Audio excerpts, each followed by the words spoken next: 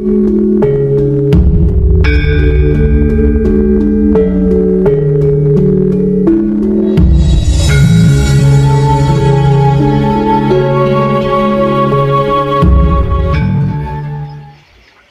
saya simpulkan juga kedatangan panjenengan menemui saya di sini adalah siap bertobat. Siap bertobat.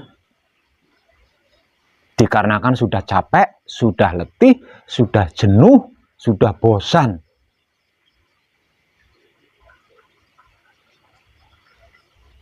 Kemudian bertobat yang artinya meninggalkan seluruh masa lalu yang kelakuannya sama sekali kita tidak sadari.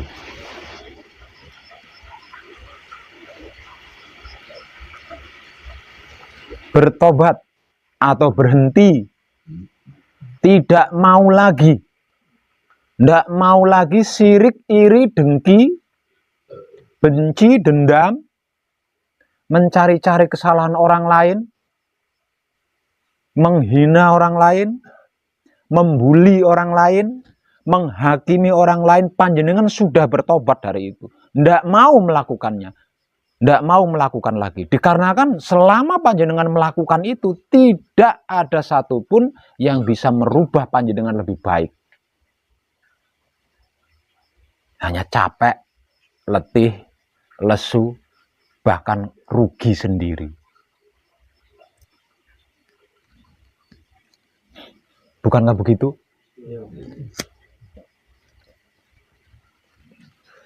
Dan saya simpulkan pula bahwa kedatangan panjenengan ke sini menemui saya dikarenakan panjenengan ingin tenang, ingin damai, ingin bahagia, ingin tentram, sempurna kehidupannya, abadi hidupnya. Bukan untuk yang lain. Itu yang saya simpulkan dari kedatangan panjenengan menemui saya di sini. Karena hidup hanya dapat dikaji dan dipraktekkan dengan pertobatan. Secerdas apapun panjenengan otaknya, sepeka apapun hati panjenengan, panjenengan tidak akan pernah bisa mengkaji hidup. Tidak akan pernah bisa mempraktekkan hidup kalau panjenengan tidak mau bertobat. Yang artinya menghentikan seluruh masa lalu yang sama sekali tidak panjenengan sadari.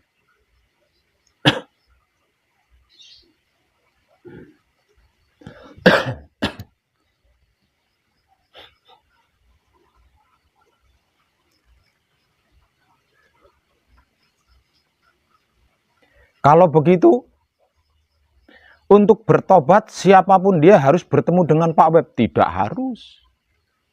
Tidak harus. Tidak harus bertemu saya. Memangnya saya tukang memberi tobat? Kok harus kalau mau bertobat harus bertemu dengan saya? Tidak harus bertemu dengan saya. Untuk bertobat tidak harus bertemu dengan saya. Kalau panjenengan bisa mengenal wahyu panca gaib dan wahyu panca laku itu apa dan bagaimana, sebaik mengenal lekuk tubuhnya sendiri, tidak perlu ketemu sama wong edan bagu.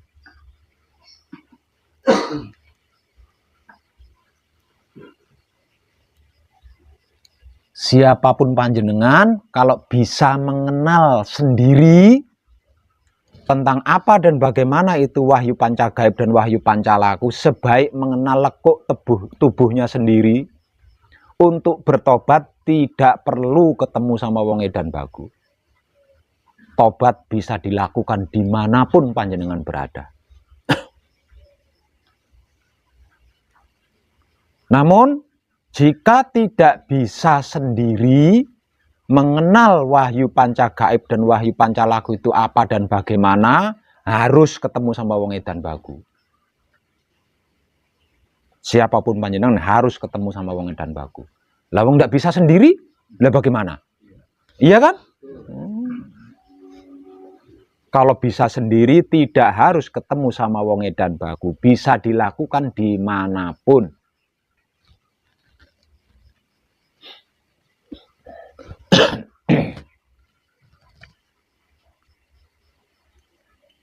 Tapi saya bukan penjahat, Pak Web, yang diwajibkan harus bertobat.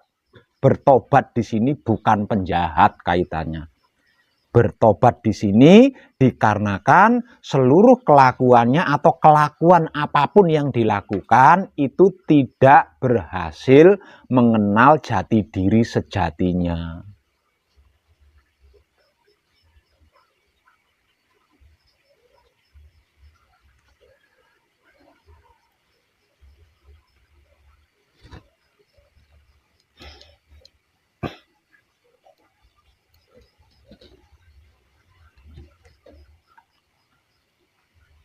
Lah, di sini tidak gampang loh, ya. Tidak gampang di sini. Super rumit.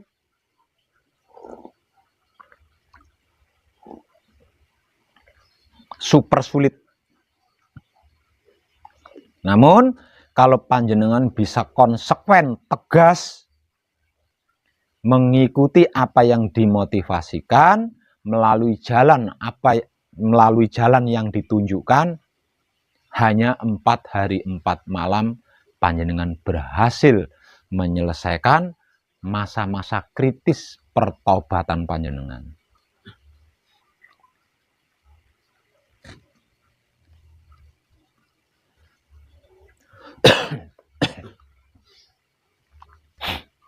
Namun jangan seperti makan cabai tobatnya ya. Nanti kalau pedasnya sudah hilang, kumat lagi seperti yang dulu-dulu. Kalau tentang yang lain panjenengan bisa. Tapi kalau tentang hidup panjenengan tidak bisa seperti itu.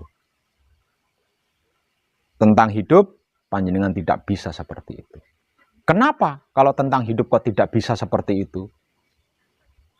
Seumur hidup panjenengan diberi kehidupan oleh hidup tanpa ego, pamrih, arogan. Dan seumur hidup panjenengan tidak kenal sama hidup panjenengan. Sehingganya membuat hidup panjenengan merasa sendiri dan terabaikan. Walau seperti itu, hidup panjenengan tidak pernah instruksi apalagi protes. Ketika kesadaran panjenengan tergugah untuk mengenal hidup, dan hidup menjemput maksud baik panjenengan, sebelum penjemputan itu berhasil, kok panjenengan kumat lagi, hidup panjenengan tidak akan terima. Hidup panjenengan tidak akan terima. Karena seumur hidup, hidup panjenengan menahan rindu. Ketika diiming-imingi rindu, rindu itu dihancurkan kembali sebelum rindu itu dapat dimiliki oleh hidup panjenengan. Artinya, kalau sampai panjenengan kumat lagi dari pertobatan panjenengan, hidup panjenengan yang akan menghancurkan jiwa raga panjenengan sendiri, bukan orang lain.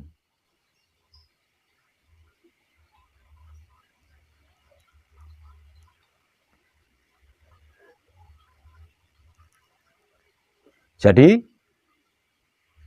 setelah bertobat dan berhasil mencapai suci, panjenengan benar-benar sudah tidak bisa kumat lagi, sudah tidak bisa kambuh lagi. Kalau sampai kumat, sampai kambuh, maka hidup panjenengan yang akan mengadili, bukan Tuhan, bukan orang lain. Berani panjenengan.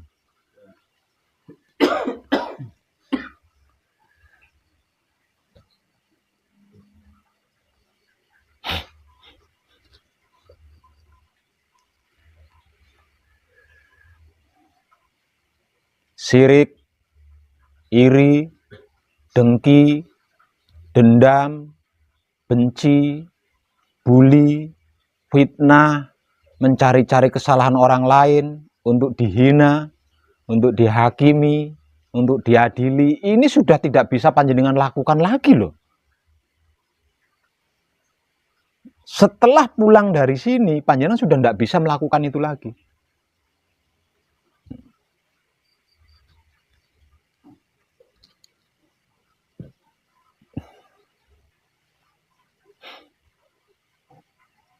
Melakukan sesuatu asal melakukan seperti yang sudah-sudah, panjenengan sudah tidak bisa lagi.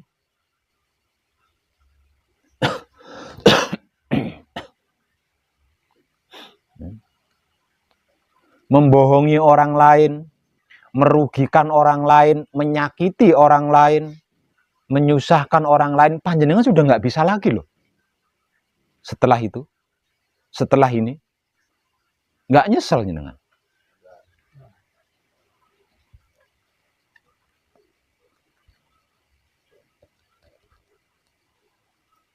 Coba kalau seluruh manusia hidup seperti itu.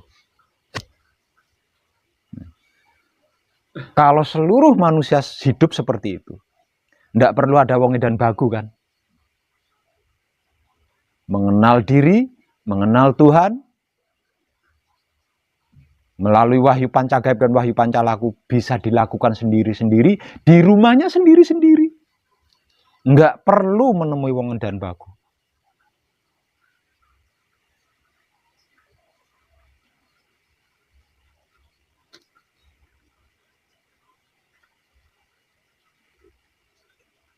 Dan pastinya dunia ini damai, tentram, bahagia.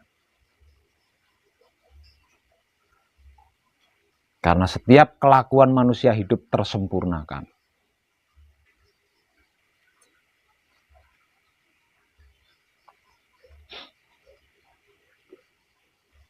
Itu adalah kesimpulan saya atas kedatangan panjenengan ke sini. Dan kalau sampai panjenengan kumat, resikonya jenengan sendiri yang nanggung, bukan saya. Urusannya dengan hidup panjenengan sendiri, bukan dengan saya. Kalau saya masih bisa dimintai maaf. Kalau hidup panjenengan,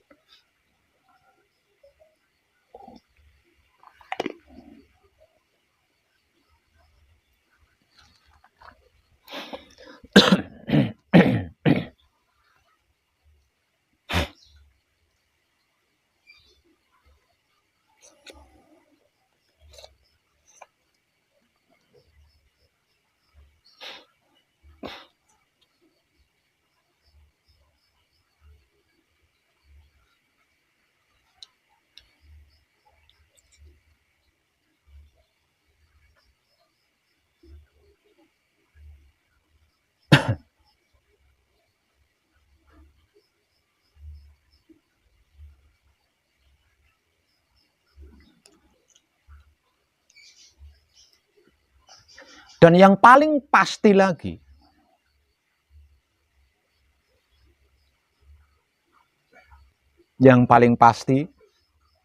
saya menyimpulkan bahwa kedatangan panjenengan ke sini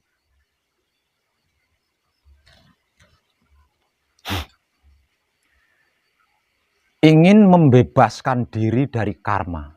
Kira-kira ya enggak?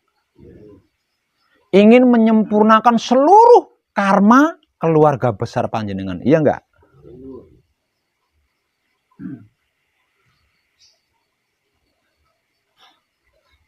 Ingin menghapus seluruh penyakit. Iya enggak? Ingin menghapus seluruh kemiskinan dan penderitaan. Iya enggak? Ingin menghapus seluruh kejahatan. Ingin menghapus seluruh masalah. Bahkan ingin menghapus yang namanya kehancuran atau kematian. Kedatangan panjenengan ke sini, saya simpulkan seperti itu. Dan itu mahal. Mahal sekali. karena hanya dapat dibeli dengan bertobat. Seberapapun banyaknya harta kekayaan panjenengan, setinggi apapun ilmu panjenengan, segagah, setampan, secantik, semudah apapun fisik panjenengan, tidak bisa membeli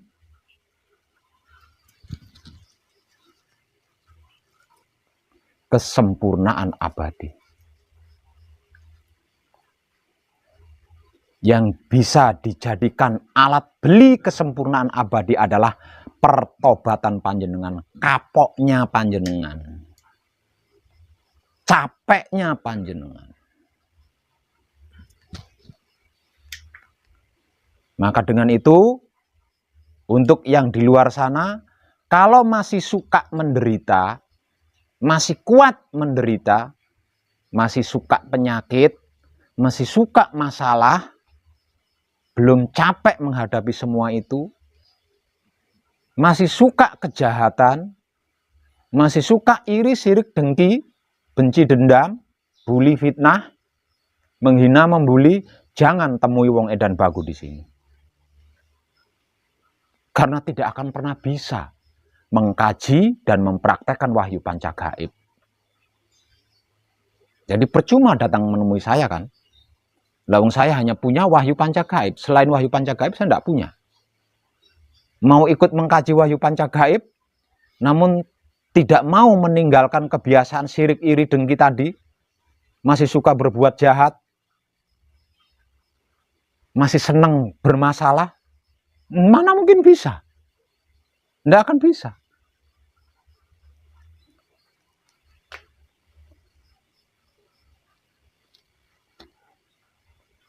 Dan sesungguhnya itulah yang dirindukan oleh seluruh makhluk hidup, bukan cuma manusia.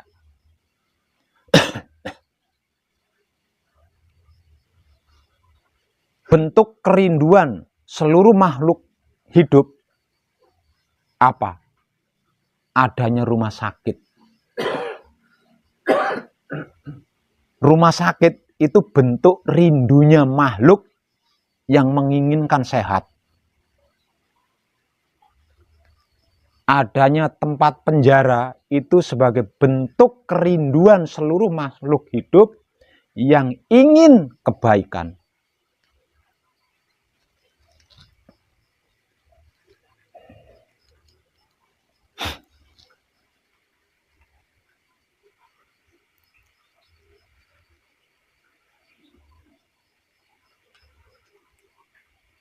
Bahkan kuburan, sesungguhnya itu bentuk kerinduan seluruh makhluk hidup yang menginginkan keabadian atau kelanggengan.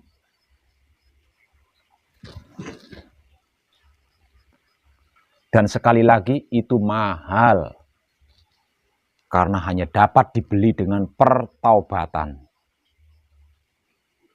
Belum mau bertobat, tidak bisa. Tidak bisa.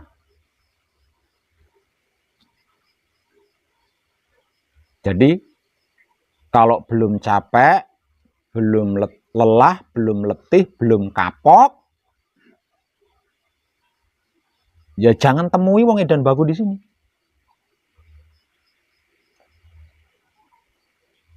Karena datang ke sini pun percuma. Tidak akan bisa ikut belajar bersama saya di sini.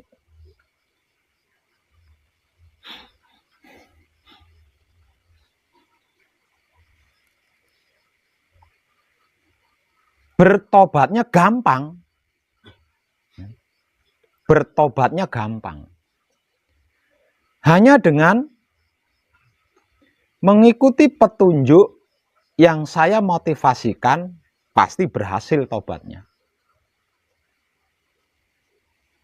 Lah yang tidak gampang itu mempertahankan pertaubatan ini loh, supaya tidak kapok lagi, supaya nggak kumat lagi.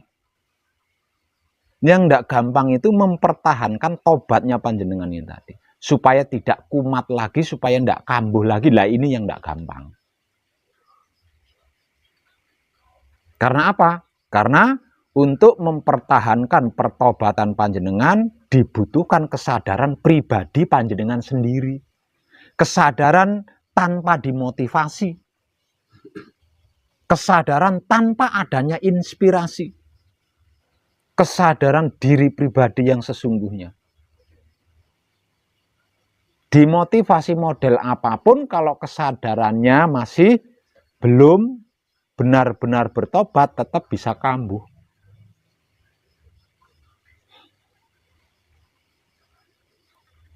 Maka ini tentang hidup. Sang pemberi kehidupan. Kalau sampai itu terjadi, pasti berhadapan dengan hidup itu sendiri.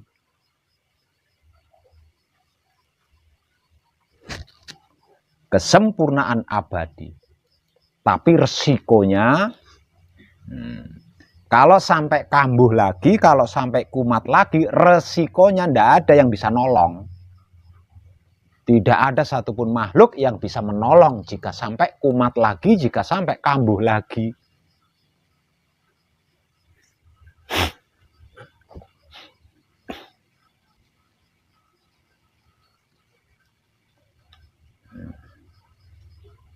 Coba jenengan renungkan kalau seluruh manusia hidup dalam pertobatannya masing-masing, dalam pertobatannya sendiri-sendiri. Bisa dipastikan, rumah sakit tidak ada, penjara tidak ada, hukum tidak ada, aturan tidak ada. Lah masing-masing diri bisa membawa dirinya, bisa menempatkan dirinya, bisa menyesuaikan dirinya, bisa menjaga dirinya. Lalu untuk apa rumah sakit? Untuk apa penjara?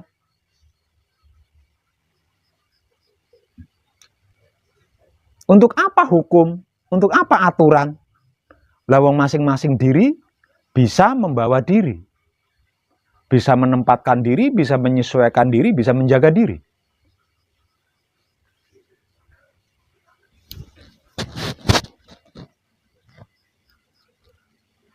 Lah, tentang itulah yang sedang kita kaji bersama, yang sedang kita praktekkan bersama.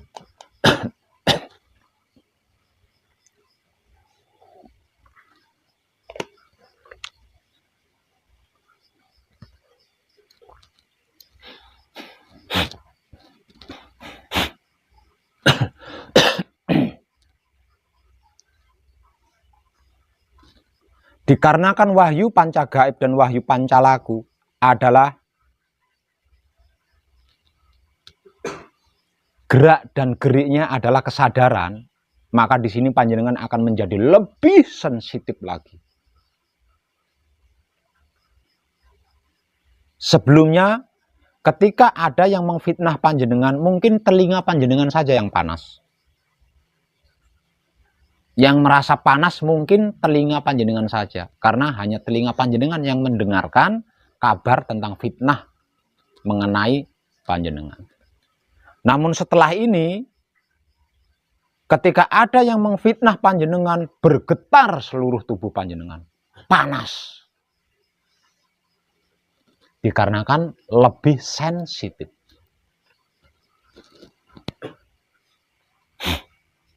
Itu risiko.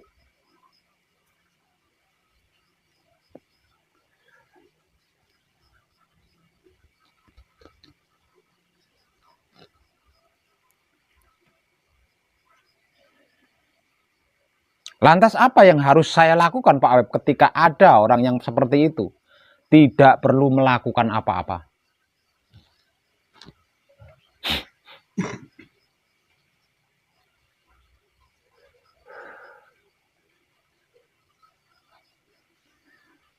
Cintai. Kalau ada orang yang membenci kita, cintai orang yang membenci kita itu.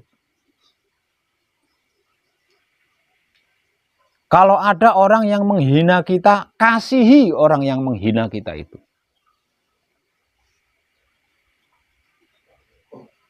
Kalau ada orang yang memfitnah kita, sayangi orang yang memfitnah kita itu. Dan lakukanlah kebaikan-kebaikan sebanyak mungkin kepada orang yang menjahati kita. Tidak perlu diapa-apain. Tidak perlu diapa-apain. Kenapa tidak perlu diapa-apain Pak Web? Malah diperlakukan seperti itu. Karena kelakuan apapun yang kita lakukan kepada orang yang membenci kita, menghina kita, memfitnah kita, dan menjahati kita, itu tidak akan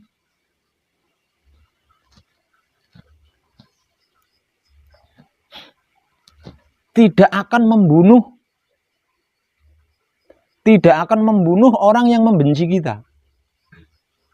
Tidak akan membunuh orang yang menghina kita. Tidak akan membunuh orang yang memfitnah kita. Tidak akan membunuh orang yang menjahati kita. Nah, kalau apa yang kita lakukan tidak membunuh dia, lalu untuk apa kita melakukan sesuatu? Biarkan saja. Nanti juga mati sendiri. Kira-kira gitu enggak? Nanti juga mati sendiri. Entah paginya, siangnya, malamnya akan mati sendiri. Karena apa? Karena tidak ada satupun makhluk yang bisa menghindari mati. Kalau tidak dalam sikon manunggal dengan hidupnya. Tidak ada satupun makhluk yang bisa menghindari mati. Tidak ada satupun makhluk yang bisa sembunyi dari kejaran malaikat pencabut maut. Tidak ada. Atau jatuh tempo seminggu lagi. Tidak ada. Tidak ada.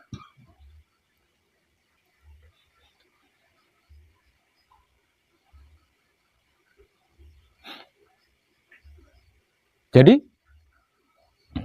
makhluk apapun, makhluk dari manapun, kalau tidak manunggal dengan hidupnya, pasti mati. Kalau manunggal dengan hidupnya, tidak mungkin membenci sesama makhluk, itu tidak mungkin. Menghina sesama makhluk itu tidak mungkin. Mengfitnah sesama makhluk itu tidak mungkin. Menjahati sesama makhluk itu tidak mungkin.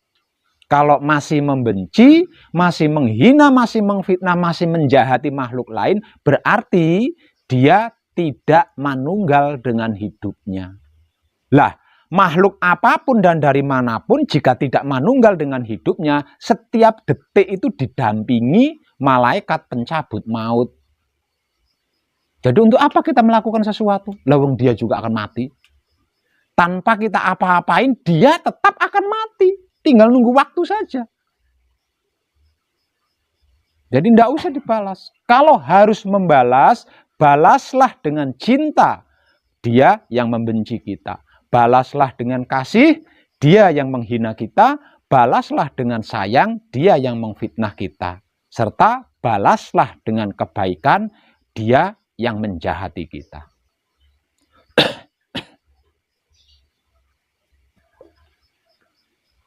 Nggak perlu diapa-apain.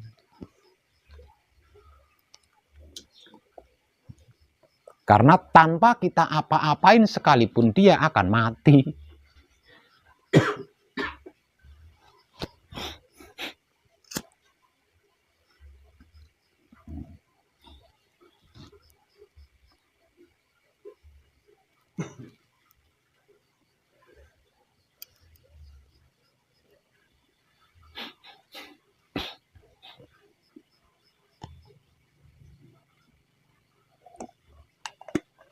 Jadi, kalau panjenengan membalas membenci ketika ada yang membenci, berarti panjenengan lepas dari kemanunggalan. Lawang ikut membenci, lawang manunggal dengan hidup itu tidak kenal benci. Kalau sampai membalas membenci, berarti panjenengan lepas dari kemanunggalan. Artinya panjenengan juga akan ikut mati. Lawang tidak manunggal. Akan ikut binasa, akan ikut hancur, akan ikut celaka.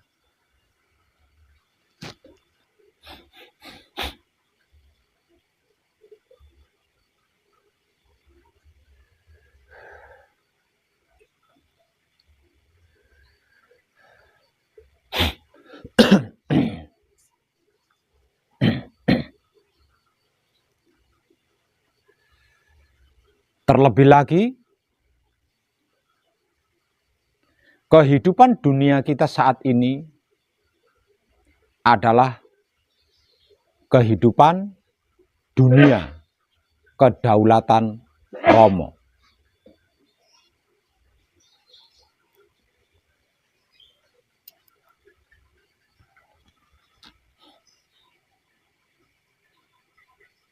Kedaulatan Romo, di mana di dalamnya hanya ada kebajikan, cinta, kasih sayang.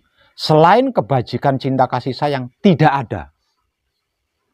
Di dalam kedaulatan Romo, selain kebajikan, cinta, kasih sayang, tidak ada. Dan kebajikan, cinta, kasih sayang ini hanya dapat dilakukan oleh orang-orang yang mengenal diri. Hanya dapat dilakukan oleh orang-orang yang mengenal diri dan tidak pernah lupa diri.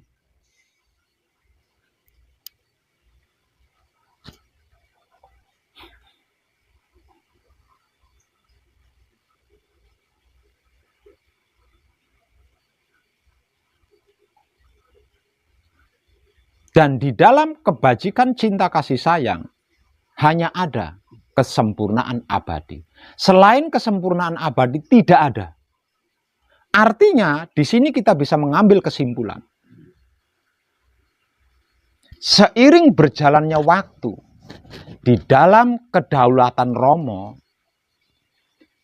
yang bukan kebajikan, cinta, kasih sayang akan dimusnahkan. Yang bukan kesempurnaan abadi akan dimusnahkan.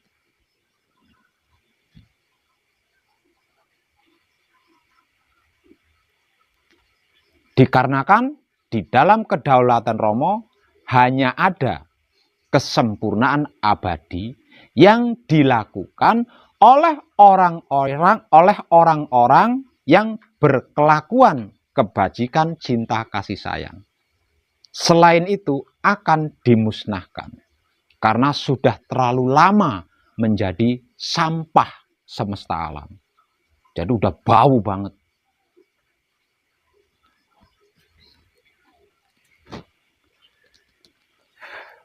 Kalau sampai pertobatan panjenengan kumat, kambuh, panjenengan akan ikut menjadi sampah yang akan dimusnahkan itu. Karena ini adalah zaman kedaulatan Romo.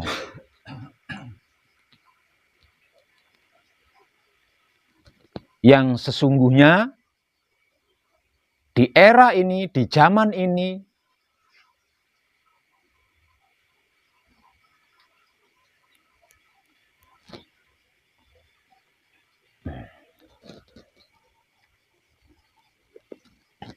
bisa saya katakan pintu tobat itu sesungguhnya sudah ditutup.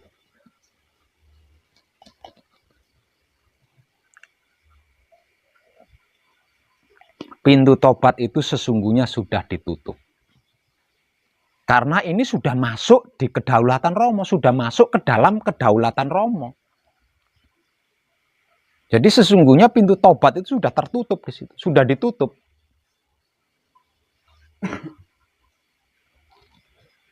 Namun dengan wahyu pancagaib masih bisa.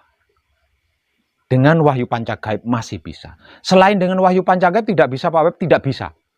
Buktinya apa? Buktinya panjenengan saksikan saja. Ada berapa banyak orang berbicara baik.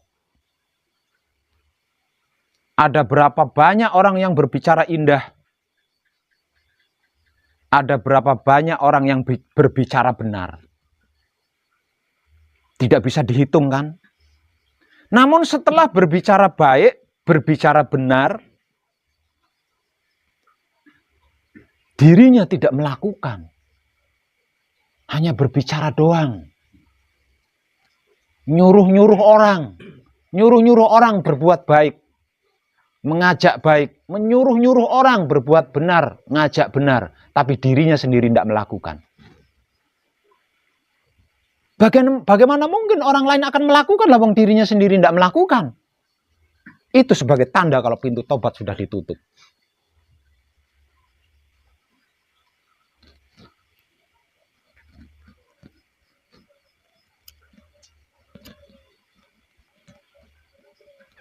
bajikan cinta kasih sayang, tidak mengenal kejahatan.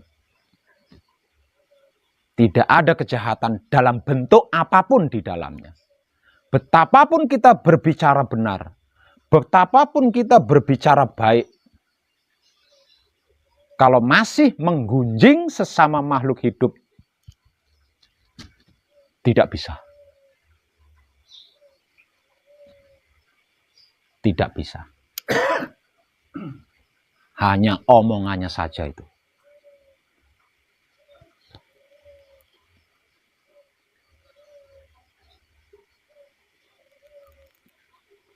Nanti panjenengan akan menyaksikan lebih jelas lagi. Setelah berhasil mencapai suci dan manunggal dengan suci, nanti panjenengan akan bisa menyaksikan semua itu lebih jelas lagi. Siapa yang cuma omongannya doang, tapi kelakuannya tidak sama. Siapa yang lain di mulut, lain di hati, terlihat jelas nanti. Terlihat jelas.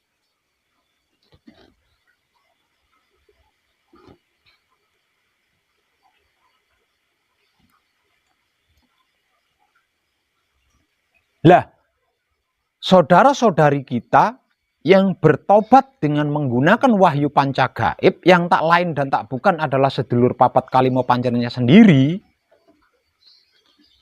bisa berhenti. Ketika dia berbicara baik, dia pun melakukan kebaikan itu. Ketika dia berbicara benar, dia pun melakukan kebenaran itu. Sedangkan yang menggunakan selain wahyu panca gaib, setelah berbicara benar, nyampe di rumah bertengkar sama keluarganya. Berarti jelas kan? Hanya wahyu panca gaib. Hanya wahyu panca gaib yang bisa mendobrak pintu tobat. Di era kedaulatan Romo. Selain wahyu panca gaib, selain sedulur papat kalimo pancernya kita sendiri, tidak ada yang mampu mendobrak pintu tobat yang sudah ditutup di era kedaulatan Romo ini. Itu terbukti. Lawang saya menyaksikan sendiri. Seluruh para kadang saya yang sudah meninggalkan pesanggerahan ini, dia berbicara A, pasti kelakuannya A. Karena kalau tidak, dia akan diadili oleh hidupnya sendiri. Nah, karena dia berbicara A dan melakukan A, berarti kan taubatnya diterima. Karena taubatnya diterima, berarti kan wahyu panca gaib mampu mendobrak pintu taubat yang sudah ditutup kan? Ini fakta.